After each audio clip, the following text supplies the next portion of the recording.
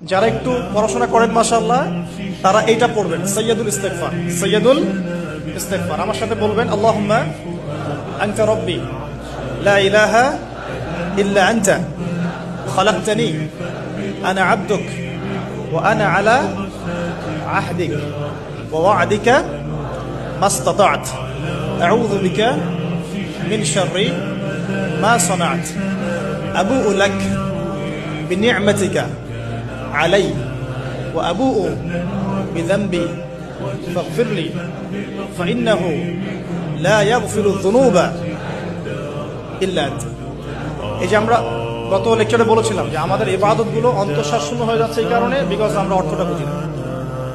এই যে দোয়াটা আপনি করলেন, নবী সাল্লাল্লাহু আলাইহি ওয়াসাল্লাম বলেছেন যে এই দোয়া পড়ার পরে যদি কেউ সকালে পড়ে রাত্রের আগে মারা যায় জান্নাতে চলে যাবে, রাতে পড়ে সকালের আগে ইন্তেকাল করলে জান্নাতে চলে যাবে।